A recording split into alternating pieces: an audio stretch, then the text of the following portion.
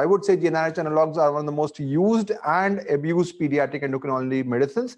What we'll try to do is to go through the various clinical aspects of this today. We'll try to see what is the indications which are there, which are established, where it is controversial and where it should not be used. So we had a 6-year-old girl with a concern for breast development, and she had an onset with 1 month, and the height was very high for the age, and there was along with it there was development of pubic hair and mucosa, vaginal mucosa was pink, and as you could see from the graph that the height was advanced for the age, and the yellow dot shows the bone age. It is also advanced. Yeah. So now this child requires treatment? Yes, sir. We have a girl with advanced bone age, and we have a girl with associated with pubic hair development and also with breast development. So in this case, we'll also do to confirm it whether it is central or whether it is precocious. We'll get a LH done. So she had a high LH-FSH and she was started on a GnRH analog. And on follow-up, she had vaginal bleeding and endometrial thickness of 1 millimeter. So this could probably be because of and LH was 0.8 unit and she was reviewed. Because this could be because of the probability of the initial flare response that is generally seen with GnRH therapy. So this is something which you have to be ready. I would say at this stage, it will be like 5 to 10% chance that you will have a problem like this, but there's no way to predict it, and we won't give progesterone to everybody. Now, the fact that the ET is now is 1 mm and LH is not very high means that probably the next period is not going to happen. So this is more like a reassurance in that situation.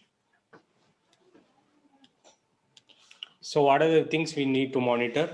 As Pratik sir has already really mentioned, growth velocity, breast stage, pubic hair development, bone age, and post-GnRH stimulated LH levels. So yeah, so as discussed by Pratik, more than 4 is often considered, but some people are very aggressive, less than 2, but that has to be only done if there is a particular situation in which you like to assess on that. So if your height is normal, if your breast stage is normal, don't bother, continue the same dose.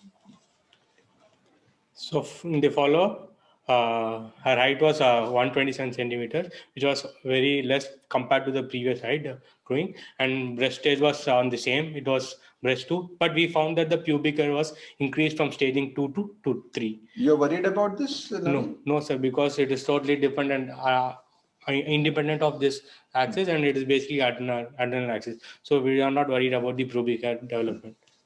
So, and we also found that the LH levels after the injection was 4.2. So what will you do in this case? Sir, since it is above 4, sir, it is less than 5, sir. So I think what we need to look at is a whole picture. Don't just go on this one LH level. Sir. If your height is not increasing, your breast has regressed, this child is doing fine. And the bone age was already 11, above 11, it's 11.8 now. So it is good. So don't worry about that. I think you just need to follow up. So clinical parameters are very good. So just need to confirm. So this case shows that there is a stable breast stage. Reassurance will be there. So just the messages don't go by numbers. So we had a 1 year, 3-month-old with concern for breast development. And the onset, according to the mother, was around 6 months before, and it was slowly progressive. And when we examined, the breast staging was 3, and there was no associated pubic hair development, or there was no any onset of vaginal bleeding. What do you think is happening here? Sir, this could be an exaggeration of the mini puberty, and this we need to see whether it is LH dependent or FSH dependent. In case if it is FSH dependent, all we need to reassure the baby, and in case if it is LH, then we need to look in for this thing. So we did a biochemical profile, and LH was less than 0.1 and FSH was normal. So this mostly likely will be an isolated thelarchy where there is no indication for GnRH analog. So again, not treating is also very important. So this child doesn't require that. So next we had a 6-year-old girl with pubic hair development, and when we found the anthropometry, she was slightly overweight for the particular age, and on examination she had lipomastia and pubic hair of staging 2, and vaginal mucosa was normal. with respect to pubertal reading, and the bone age was slightly advanced. But when he did the biochemical parameters, we found that the LH was less than 0.2, and FSH and other things were parameters were normal. So, Manoj, will you treat this girl with the GnRH analog? No, it's not. The bone age is not that much advanced, and mucosa is red. And LH is low. So this is not really a central precocious puberty. This is actually a pubarchy. It's not even a estrogen dependent. So what can be the option you like to give in this case? So this child, I give you a history that she was SGA. Yes, and now she has precocious pubarchy. What can you think of as an option? Sir, first and foremost, lifestyle modification to reduce the weight, because already we can see that she was slightly overweight for a particular age. And that could be the reason for the onset of this puberty. And we need to ensure that the weight is maintained, because not maintained, reduced, because this could be the marker of insulin resistance and metabolic syndrome. This is the first marker of insulin resistance, and she may progress into a PCOS-like picture in type 2 diabetes. And there is one study which looked at metformin as an option, which you have to consider. If the weight was more, I would not be too much like this. BMI is high, but if it was higher, I would have thought of giving metformin rather than GnRH analog here. So this case, we did not give GnRH analog, and we found that the weight was reduced in this patient. Next patient, a 4-year-old girl with 2 episodes of vaginal bleeding, and the height was slightly high for the particular age, and she had a very good breast development of 3 to 4 with pale vaginal mucosa and pubic hair development of stage 2, and the bone age was slightly advanced for age. So all considering it, so this is definitely a case of precocious puberty, and we need to confirm whether it is peripheral or central. So we did a LH profile here, and we found that the LH was more than 0.2. So this case definitely needs GnRH analog therapy. So we started her on GnRH analog therapy after doing a MRI brain, which was normal. So one thing which is unusual, so what will suggest that this could be more like a pathological cause is your LH. In hematoma and all, it's always 2, 3, 4, much higher. So this LH being not that high means it may just be a signaling issue rather than actually a actual organic pathology. So this is one subtle marker which we saw in our study when we did that. If your basal LH is very high, if your GnRH stimulated LH is high, it is a predictor of organic pathology. But MRI has to be done in this case anyway. Yeah. So this child will require GnRH analog? Yes, sir, definitely. So another girl with a similar age came with a similar complaint of vaginal bleeding, and she had a breast stage development of 2, but there was no pubic hair development, and vaginal mucosa was pubertal, and we had a very high LH in this case of 1.74, and she is also a girl who was less than 6 years, and the bone is also very advanced, which was 6 years at the age of 2.5 years. So we got an MRI done in this patient, and it showed hypothalamic hematoma, and she was one of the candidates who definitely needed GnRH analog, and we started on GnRH how long will you give her the treatment? So till the adult height or So this girl actually is now around 10 years or something now. Yes, we are still continuing. So this is a very good case. We will have a very good response which will happen. But definitely no confusion here in terms of treatment. Carry on. So next we had another girl who was around 8 years of age with precocious puberty, and height was advanced, and she had a breast development of staging 3 and a pubic hair development, and bone age was very much advanced. So we did a LH to confirm it, and we found that the LH was more than 0.2, and we started around GnRH analog. So now if you look at this case, now till now all cases are very clear, you treat or not treat. This is the first case which is more than 7 years. Yes. So what you're looking at basically is 3 things. The breast is breast stage 3. LH is high, and bone age is more than 2 years. Now some people use the BA minus CA more than 2 years. If you really look at 10 years, she will be short. So this is more towards treatment rather than not treatment. So this I would treat with GnRH analog in that setting. So we had a similar girl of the similar age group who was concerned about breast development, and the onset was around 3 months ago. And she had a breast staging of 2, and a pubic hair staging was also started. But surprisingly, the bone age was not increased. In this case, the bone age was 2 years lesser than to the chronological age. But we found the LH axis already started, and it was 0.72. In this case, you have to think of either hypothyroidism along with that, or concomitant GHD, or the puberty has just happened. So you have to monitor that case. Yes, sir. So thyroid function was normal in this patient, and we did not start on GNRH analogs because the bone age was very less compared to the age. So, but we made sure that she was coming to a follow-up on regular basis to assess the clinical pubertal status as well as the bone age. On follow-up, after around 1 year, we found that the height was increasing. At the same time, we found that the bone age, which was 5 years for the age of 7 years, was found to be 8 years at the age of 9 years. So we found that when the important parameter which Sir has already mentioned to look for the height SDS to bone age ratio, and we found that it was very declining from 1.7 to minus 0.5. So it means that she is progressing from slowly progressing to very rapidly progressing. So at this stage, yeah. So what I'm trying to say that this girl actually did not have a precocious puberty for a long time. She just had then and then she came to us. So now when you're following up, you see a rapid rise. So this is a very important thing. Don't reassure them. Even if you say slowly progressive, it may be that it is onset now. It is not a slowly progressive. It started just now. Yes. So then you will see on follow-up, and then this child now requires treatment because she has already lost a lot of height SDS if you look at the bone age.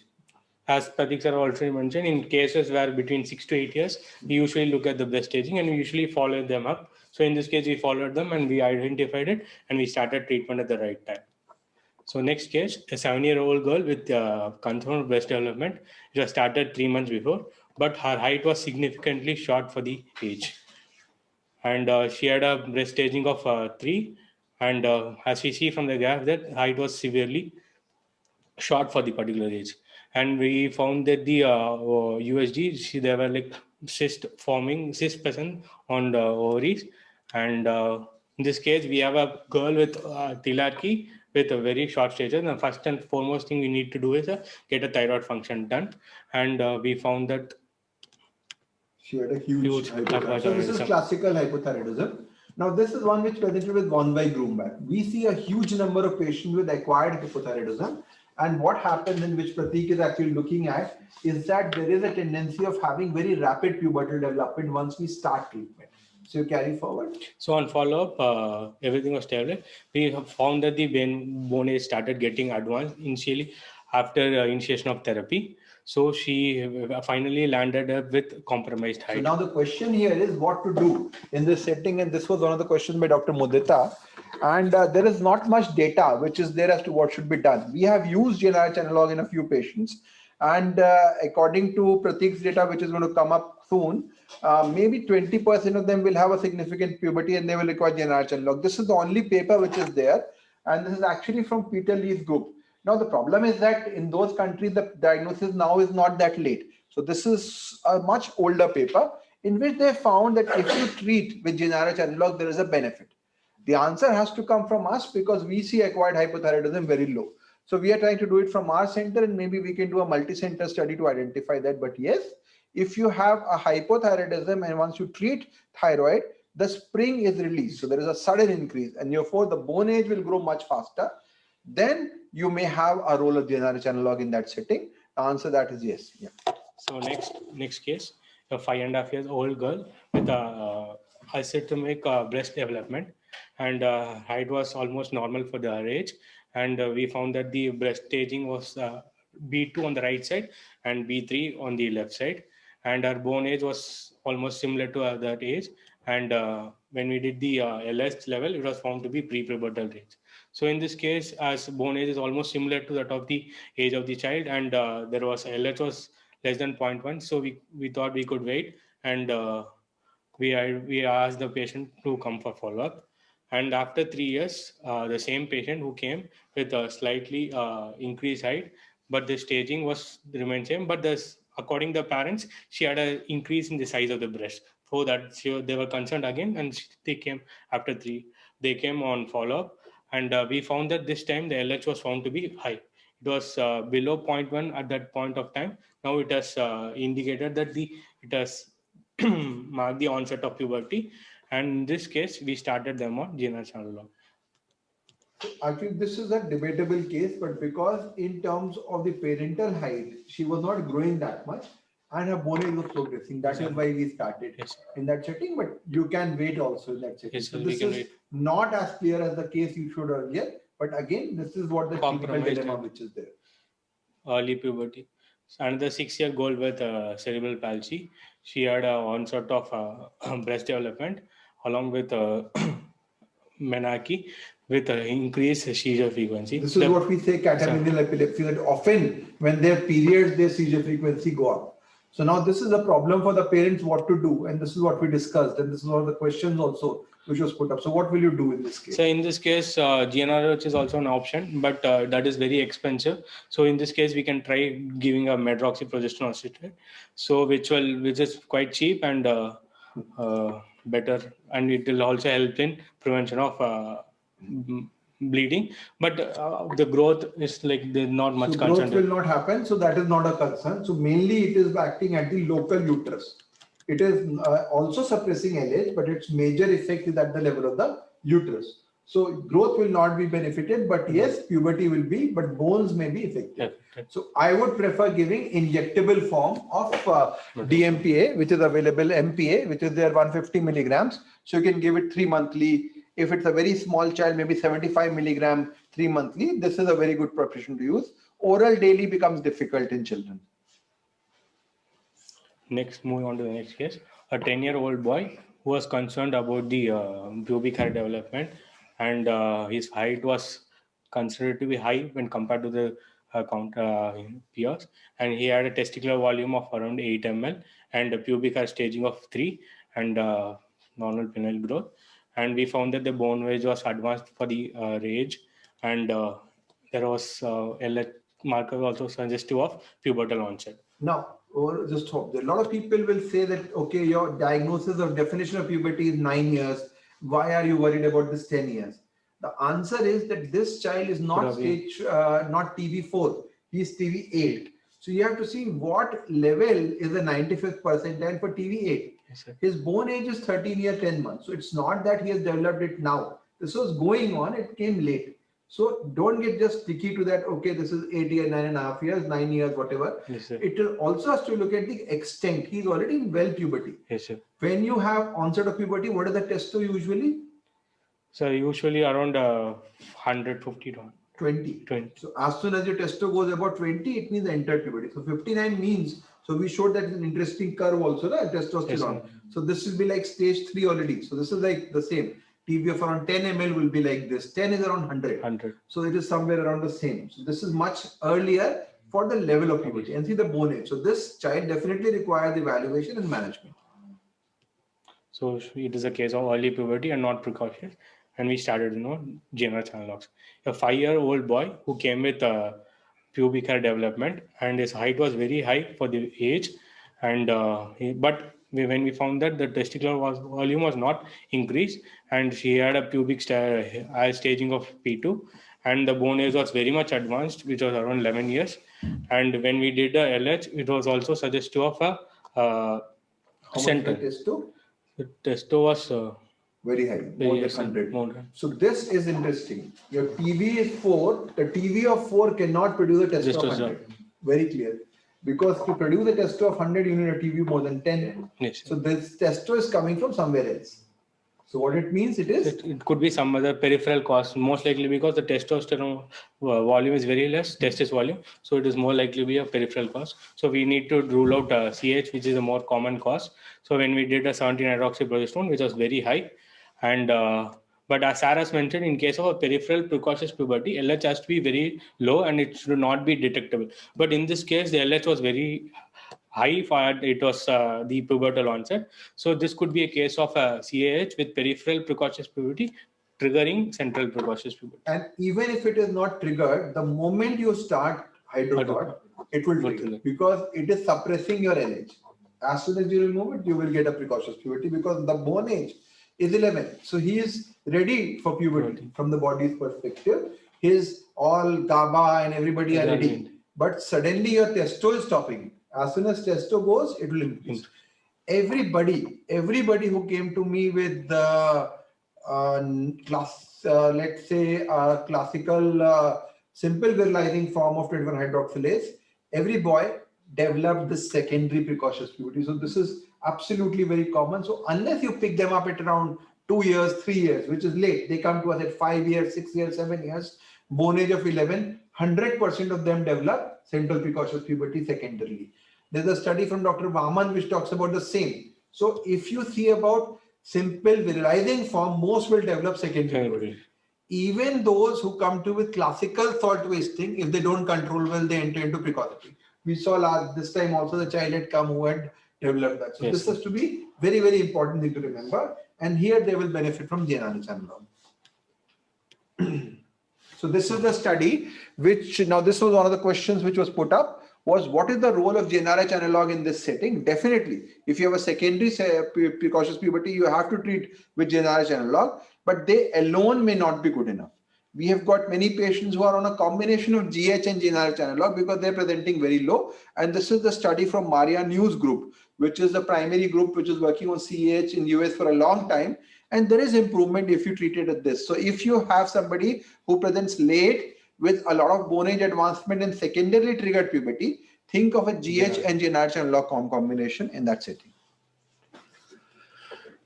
A 9.5-year-old with recent onset of vaginal bleeding. At height was slightly above the age, and she had a breast-wise staging with pubic hair development and with onset of menarche, and bone age was advanced with compared to the her age. It was 12 years and 8 months, and LH showed that this is all pubertal status, and in this case it is a case of early puberty. And discussing the pros and cons with the parents, we started her on GnRH analog. So this is a big debate which is there, and this is a difficult topic to cover on. But essentially, fine. So essentially what we are looking at is what can we do in that setting. If you want to increase pubertal growth, you can do two things. You either delay the puberty so that your duration of growth is more, so you give GnRH analog, or you actually use a aromatase inhibitor or estrogen receptor modulator. So if you use GnRH analog, and this is more for boys perspective, you will find that both testo and estradiol will be low. So if you use GnRH analog, testo will be low, so adverse effects of testosterone deficiency will be there. If you use aromatase inhibitors, your testo will be high, but E2 will be low. So again, adverse effects of estrogen will become important. And you can use ER antagonist, you will have essentially normal effects of both. So these are the options which are there. So either you prolong the duration of growth or you give growth hormone. That is what happens. Now this is the study which Pratik had also mentioned about. There is not much benefit. So only if you are very desperate of height, then you can give the option. Don't give only GnRH, give GH plus GnRH. That is the only option. But again, this is experimental, difficult. I have used in a few cases. Some have responded, some have not responded. And I tell them very clearly that if I don't see the response or the bones are not having good response, I'll stop. So this has to be basically a personalized decision which has to be taken in that perspective. But this is an option which is really taken in that regards. The 14-year-old boy with idiopathic short stature, bone age is fine, was given letrozole and developed acne. Why did he develop acne, Manoj? So what will it do? It will block the androgen to estrogen conversion. So you will have high testosterone. So then they got confused. And this is another parameter which is often used in this setting, the use of aromatase inhibitors. Now, how has this all come up? This is the original study of Simpson's groups from US, who really reported this adult male who went to an orthopedician with a bone pain, and they found that his epiphysis was open. And what they found that he had a normal pubertal development and still his epiphysis was open and he was growing. So they thought, what is happening? If you have delayed puberty, you can explain that the epiphysis is there. Then they evaluated, they found his testo was normal. So then they realized it is the estrogen which is causing epiphyseal fusion in males and not testosterone. So this was the first result. This, along with estrogen receptor mutations, really confirm the role of estrogen in that perspective. So people started thinking that, okay, now we block estrogen production and we will be able to get good growth.